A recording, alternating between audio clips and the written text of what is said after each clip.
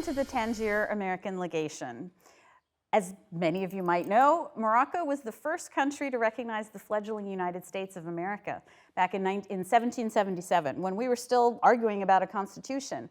In 1821, the Sultan of Morocco gave this incredible building to the people of the United States, and it served as a diplomatic mission for over 140 years after that. It is now America's only national landmark located overseas, and it is a museum welcoming visitors from around the world, a cultural center offering outreach programs to young people and literacy programs to adult women living in the Medina, and a research center bringing scholars from all over the world to study Morocco, the US-Moroccan relationship, North Africa. It is also, as you will hear, one of the birthplaces of jazz in Morocco and in Tangier. Voice of America had an office here, and some of the most popular jazz shows were broadcast out of the basement of the Tangier American Legation. Can't tell you how excited we in Tangier all are. A chance for us to all share Tangier's rich history with you. We have today with us two experts on jazz in Tangier and its evolution. We have from Geneva, Jacques Muyal, jazz impresario, son of Tangier, lifelong friend of Dizzy Gillespie and many others. And we also have Hisham Aidi, professor, filmmaker, music critic, and again, son of Tangier. Hisham, it's so great to have you. Why don't we start off with you? We're here in Tangier. We're getting ready to celebrate International Jazz Day. Tangier has a real special mystique, the myth of Tangier. Could you set the scene for us, put this all into context, and tell us a little bit more about Tangier's history? Sure. Thank you, Jennifer. Welcome, everyone. Marhaba. So I'm an academic. I teach at Columbia University. I'm speaking as a scholar of the history of jazz and of cultural diplomacy. But I'm also a local. I grew up around here, and I'm also speaking as vice president of Gnawa, which is where the jam session is going to happen tonight. So the history of jazz in Tangier. Randy Weston used to say Tangier is the jazz capital of Africa. Right? And it's a pity that people don't know much about this history. So the history begins, I would say, in the 1920s. Right? So Tangier was an international zone from 1923 to 1956. The 5-year period, except for the 5-year period from 1940 to 45, when Franco took over. But during the international zone, it was in the 1920s that the jazz begins to arrive. Before that, Tangier was always a destination, a literary destination for writers. Mark Twain, Ali Bey from Spain, but it's in the teens, really, that you begin to get famed American writers and French writers. Gertrude Stein, Edith Wharton writes a wonderful book about Morocco in 1920. But it was after World War I that a community forms in Paris, an African-American community forms in Paris. There's a wonderful book on this called Paris Noir by Tyler Stovall. And so these jazz musicians, most of them who were actually in World War I, introduced jazz to Europe, James Reese Europe, and they settled in Paris, and they began to travel. And of course, first stop was the French colonies in North Africa. So Algiers, Tangier, and then eastward to Alexandria, Istanbul, as far away as India, right? And they brought some wonderful music. You had artists like Eugene Bullard settling in Cairo. You had Juice Wilson, a friend of Jacques, settling in Tangier in the 1930s. But in the 20s, you begin to get figures from the Harlem Renaissance coming to Tangier. Claude McKay, jazz writer, jazz poet, Jamaican American, lives in Tangier for about 10 years, writes a wonderful book, A Long Way From Home, and he's one of the first to take an interest in Gnawa music and the connection between jazz and Gnawa and so on. So the story goes back to the 1920s. It goes back to the globalization, the internationalization of jazz that begins in the 20s. It goes into the 30s. Josephine Baker was in Tangier.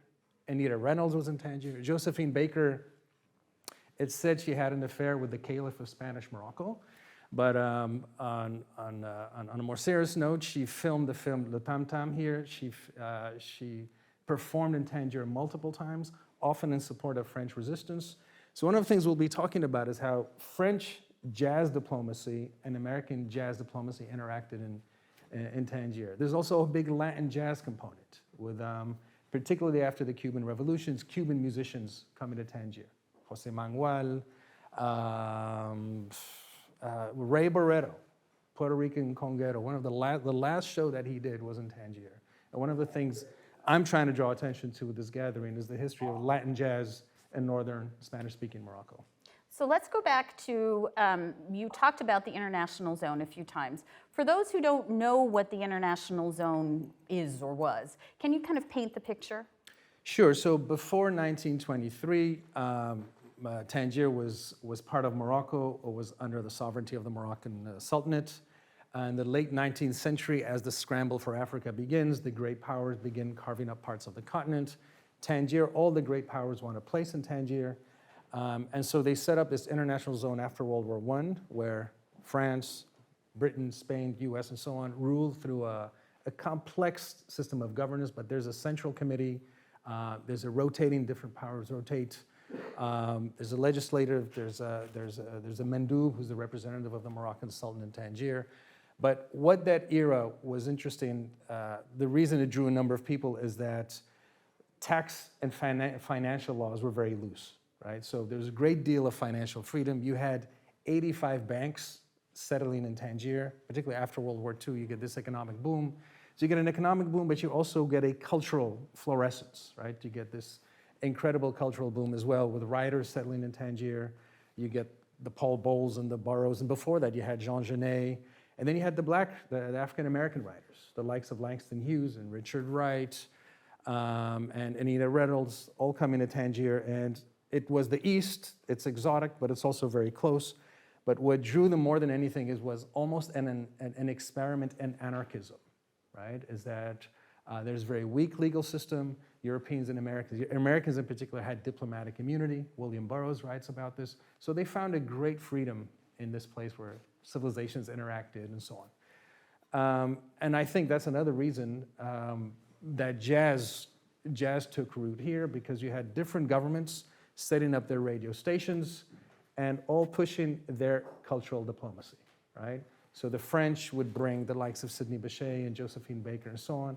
As the Americans set up Voice of America and US American bases, they developed their own jazz programming. And of course, Franco, of all people, would begin exporting jazz as well, mixing it with flamenco and so on. So speaking of jazz and radio, you've given me the perfect entree to turn to you, Jacques, because you were a young man in the international zone.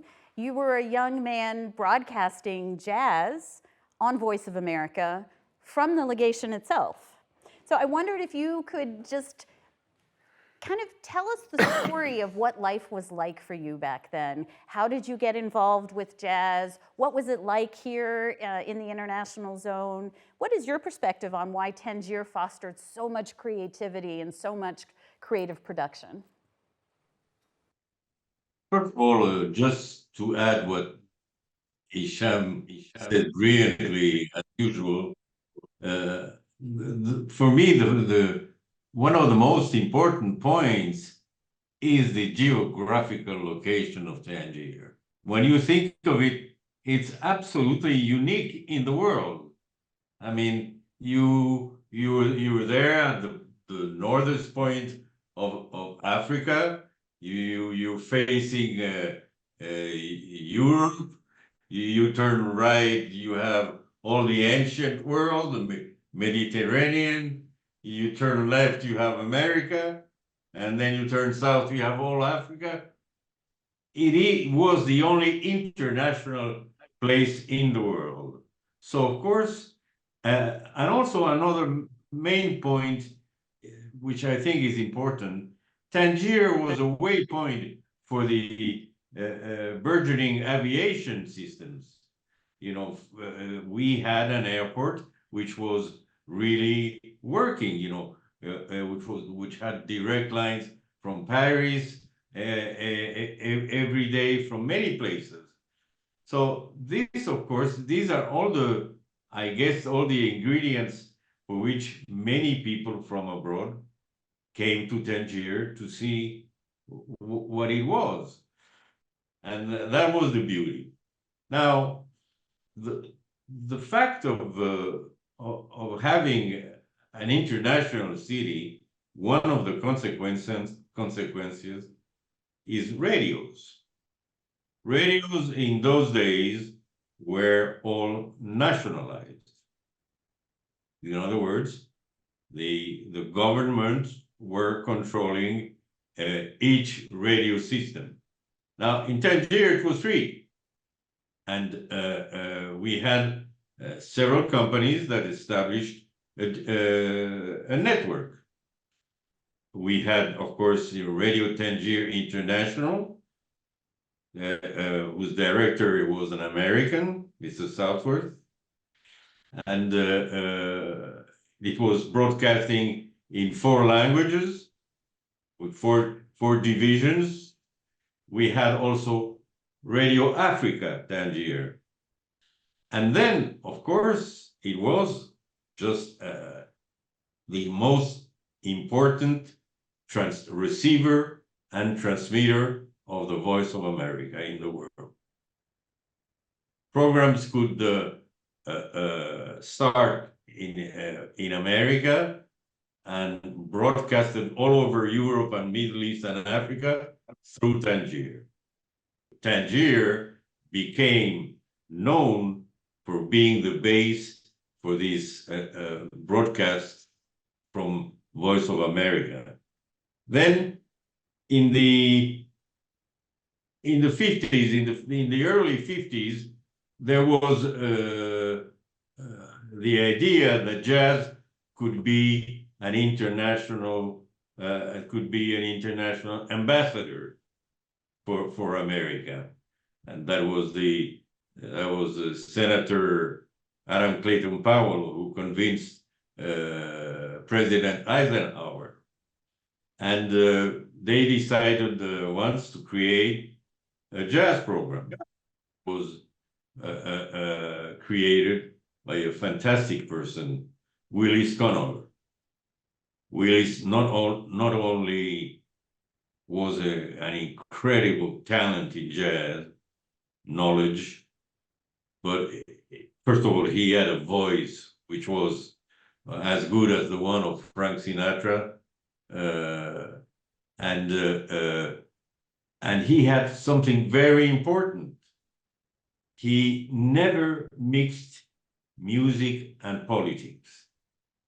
His idea was to broadcast and have jazz, go everywhere in the world.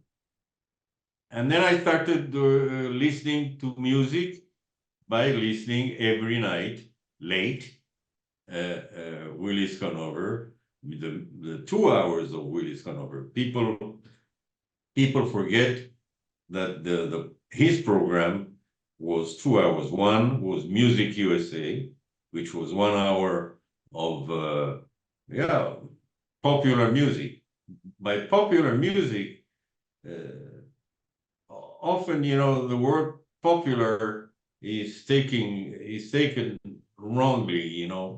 It was beautiful music. It was the music of the standards in America, and the big orchestras, Nelson Riddle orchestras and strings, big strings and singers.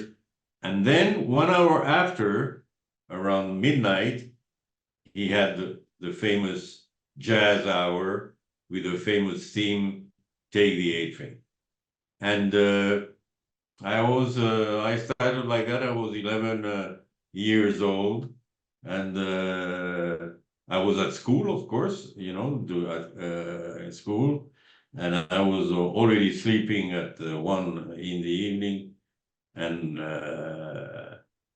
get up in the morning with my eyes almost closed to go to school. But I had listened, to the whole program. So that's how it started, and after some time, the management of Radio Tangier International decided to increase the volume of the network, and invited, as the French side of the station, invited Radio Luxembourg and they brought many important people that were working in France, among others, Mr. André Francis. André Francis, who would become much later Mr. Jazz at Radio France.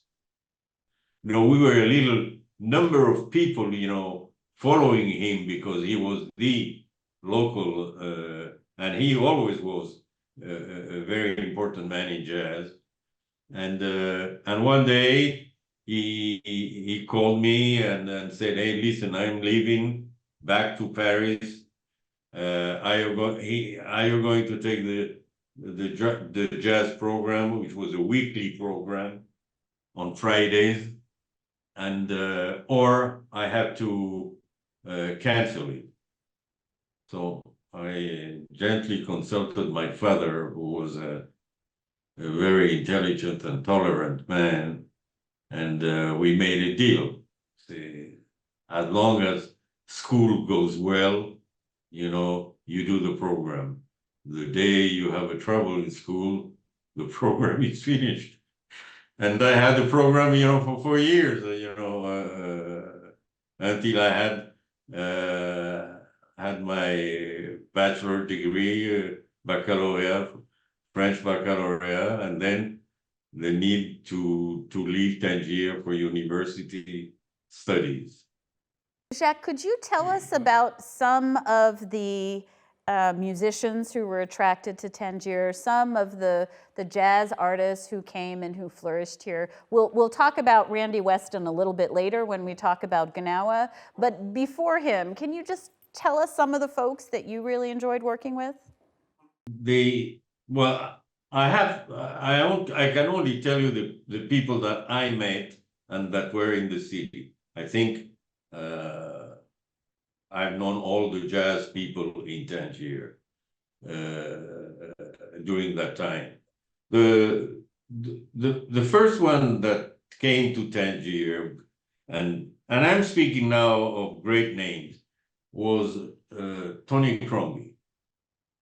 Tony Crombie is not a well-known name, but Tony Crombie is one of the major musicians, jazz musicians in the history of British jazz. Tony Crombie was a drummer. He had a big band. He had tremendous success. He made concerts at the Royal Festival Hall, and he came always with the same, and I could meet him because he would address to the radio, "I want to see the guy who does the jazz program," and he will knock at the door of my house, and I'll say hello, and he said, "No, I want to see your father," and me answering, "No, Jacques Muyal, it's me." And we became friends for many years. Then the second one who was then playing we had a club in Tangier, was the Safari Club. Safari Club was handled by some Danish people who had a library, by the way, selling records, jazz records. And the owner was a piano player. And one day I saw, by chance, Johnny Abrines was playing many times there. And one day I saw Juice Wilson. Juice Wilson is another musician, not very well known, but a pioneer of jazz. A pioneer. He was born in 1900. So, and he came to Europe. Well, he was a violinist, clarinetist, and alto player. In those days, it was very, very, very rare to have that. Fantastic musician. So Hisham, let's take it up where Jacques, son of Tangier, son of the international zone, baby DJ, where he left off. Let's talk a little bit more about the history and development of jazz in Tangier. Some of the other great figures who found themselves here, who made a big dent, made a big splash. So Jacques is very modest. He's known as the Moroccan Quincy Jones for a reason. He actually, he didn't relate the story, but when he was 14 or 15, he was walking down the boulevard and he saw three musicians: Oscar Denard, pianist, Jamil Nasser, and Idris Suleiman, right? And this teenager took them to Radio Tangier and recorded them at his radio station, at the studio where he had a show. These three musicians had gone from America to Paris, and they had come down to Tangier. Why? Well, there's the exotica and the East and the jazz scene, but they were also dabbling spiritually. Oscar Denard had become Muslim, Jamil Nasser, these are musicians who were interested in Sufism and so on. But at any rate, after that, they traveled to Tunis and Cairo, and Oscar Denard, pianist for Lionel Hampton, who had never done an independent recording, who never recorded by himself. He used to play with Lionel Hampton. When he arrives in Cairo, he catches typhoid and dies, and he's buried in a cemetery in Cairo. The only recording we have of Oscar Denard was done at Radio Tangier in 1959, thanks to Jacques. And Jacques, here it is. And Jacques released this in 2017.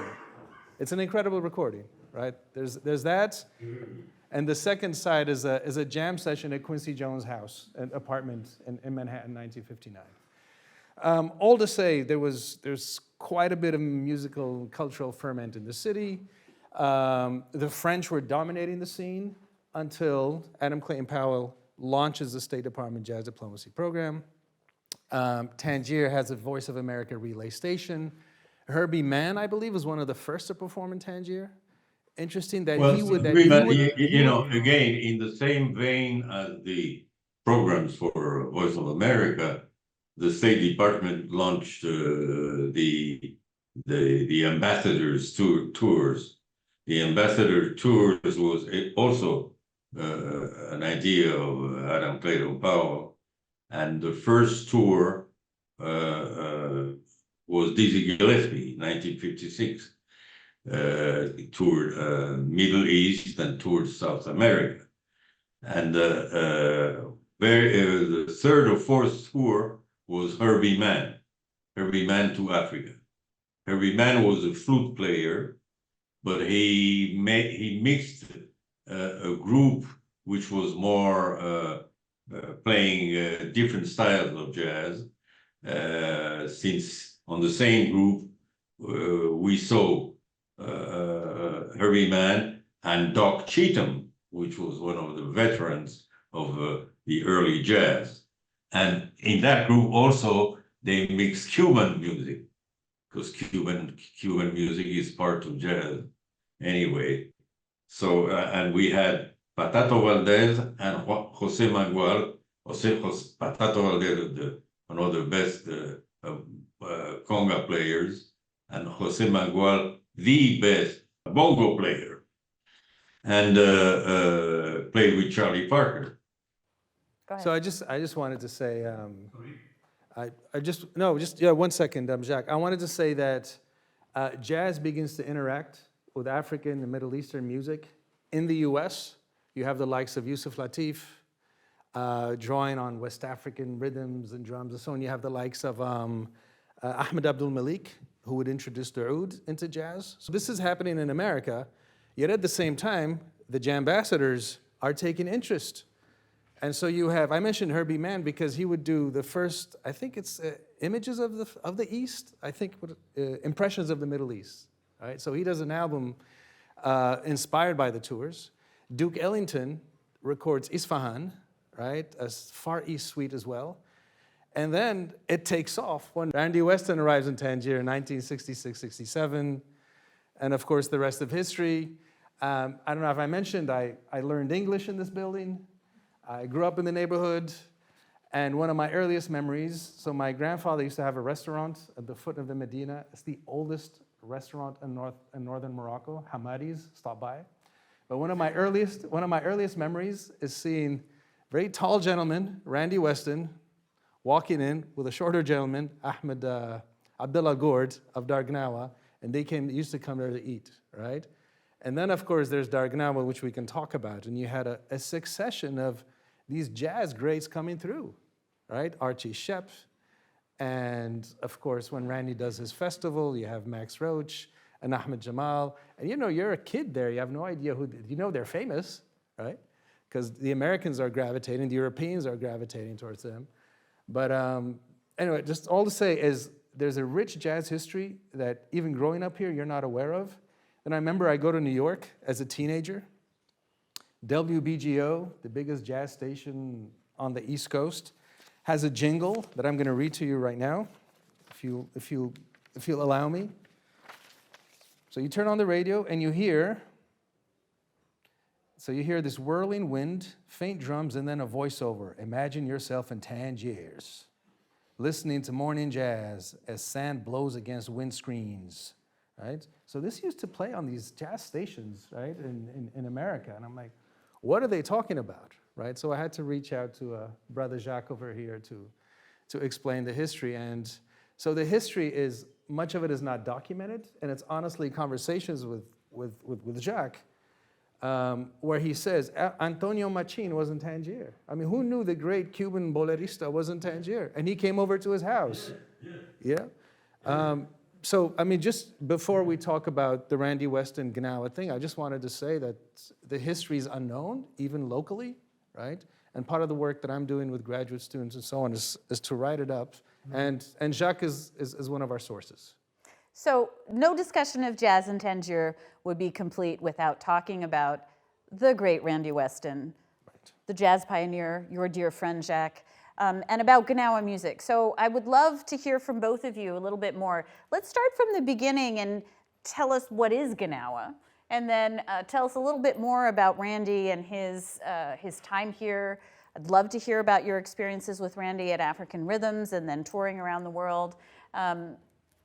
There's gonna be a wonderful show later this afternoon at Dar Gnawa, really highlighting what an incredible, incredible contribution Gnawa music has made to the development of jazz. So tell us a little bit more. First of all, what is Gnawa?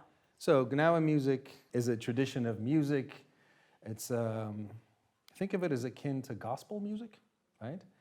It's a form of music and Sufi practice that involves healing and spirituality and trancing. There are a number of Sufi brotherhoods like that in Morocco that engage in this healing ceremonies. Gnawa is associated with the descendants of slaves in Morocco. Dar Gnawa, which means Gnawa house, has been in the Medina of Tangier since the 1930s, right? So it was a collective home for practitioners of this kind of music. Abdullah Al Gourd, who is now 76, I believe. His father was a practitioner. He's a practitioner.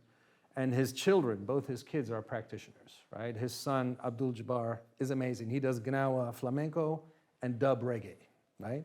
So Gnawa tradition is complex. It involves prayers and particular rhythms. The instrument, the santir, also known as the hajhuj, is considered, I don't want to say sacred, but a very special instrument, right? When people are suffering, it helps appease, placate, heal them, and so on. At any rate, the music exists across Morocco. It's a Sufi tradition. And one of the first people to write about it was Claude McKay, Harlem Renaissance poet, right? He attends a Gnawa Lila, a ceremony in Casablanca, and it reminds him of Jamaica, right? And he predicts in 1931, he says, one day a wonderful new music is going to come out of North Africa. So he knew Morocco's potential as a musical superpower. He identified that. 1966, Randy Weston is touring, doing the Jam Ambassador tours for the State Department. He goes to Beirut, he goes to Nigeria, he goes around the world, and then he falls in love with Morocco, decides he's going to settle in Rabat, not really feeling it. Decides Tangier, partly because there was an American school. He comes to Tangier, puts his kids in the American school, playing around the city, and one day somebody introduces him to a young sound engineer from the Voice of America, right, who happens to play the Gnawa rhythm. We don't read, the way Randy used to say it, says it was an angel who introduced me to Abdullah, right? They started jamming at Abdallah's place. Randy Weston attends a Lila for the first time under Ma'allim Abdul Fattah, who was the Gnawa elder, the patriarch of the community, right? He wasn't allowed to attend for 3 years. And when he attended, he said he felt the jalaba that he was wearing getting smaller and smaller, right? So it was an extraordinary experience. He felt moved by the blue color, by the blue rhythm, and would inspire him to write Blue Moses, the album. At any rate, he later launches African Rhythms, which is a jazz club underneath Cinema Mauritania, still standing. And he opens it up. He makes it a Pan-African cultural center, a place from people across the African world can pass through. He and his son Niles, AKA Asdeen, begin to jam there regularly. Max Roach comes through, Ahmed Jamal comes through. The Latin Soul Brothers come through, Pancho and the Latin Soul Brothers. And then he does a major festival, 1972, right? He uses all his funds, so he has to move to America, but the album that he does, inspired by his experience in Tangier, becomes a bestseller, right? And after that, he and Abdallah begin to tour, right? Around Morocco, in Europe, playing small gigs in parks and cities and so on. And they basically bring this music, which was considered low status, right? Unsophisticated. They brought it up the cultural hierarchy such that today Gnawa is the musical face of Morocco. Of all the musical repertoire, the rich musical repertoire that we have, the Gnawi is the face, the musical ambassador of Morocco, right? And so they worked together. It was a friendship of 60, 70 years. They were nominated for a Grammy in 1967. They showed up in LA at the Grammy ceremonies. Abdallah's there in his red jalaba. Randy introduces Abdallah as this prince from the East, right? So they were a little folksy. So they didn't win the Grammy, but it was a huge occasion, and it globalized Gnawa music. It inspired other jazz musicians to come, the likes of Archie Shepp and Don Cherry, Ornette, Coleman. I spoke to Donardo Ornette's son. He says he has 550 recordings, as yet unreleased, that Ornette did in Morocco. Sorry, 150.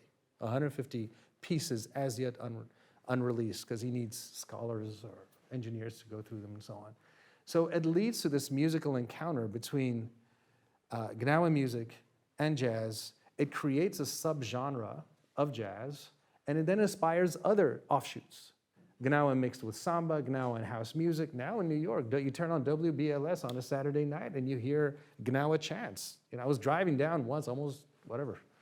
I was really surprised to hear La ilaha illallah and chants that we grew up here now sort of blaring out over the airwaves in the US.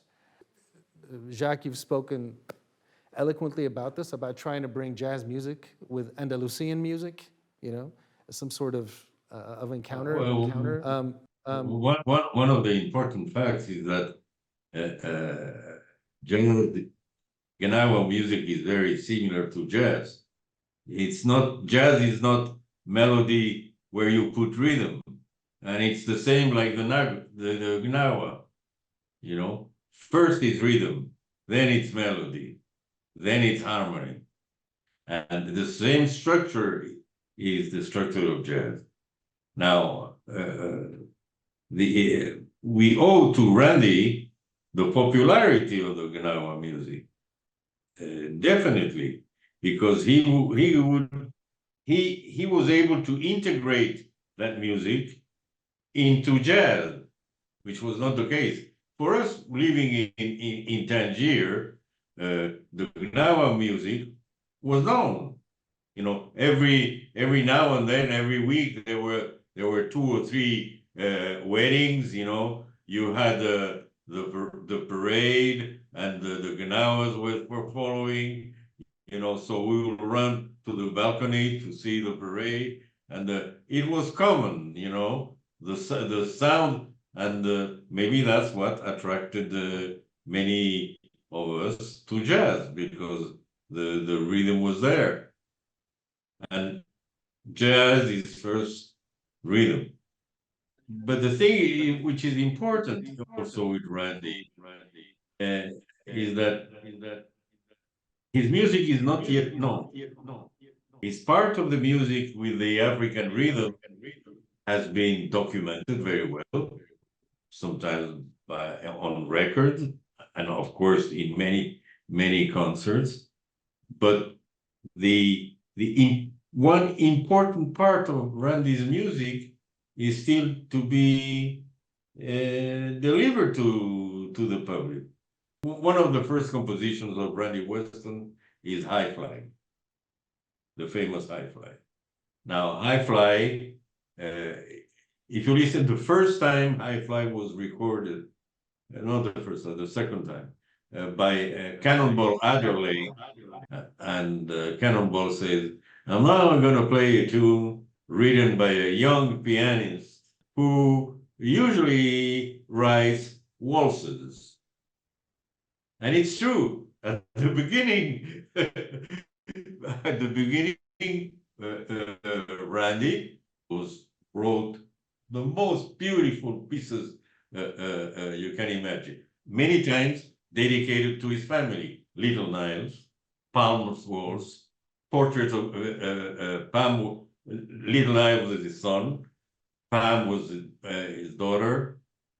Portrait of Vivian, his mother, and these are beautiful pieces.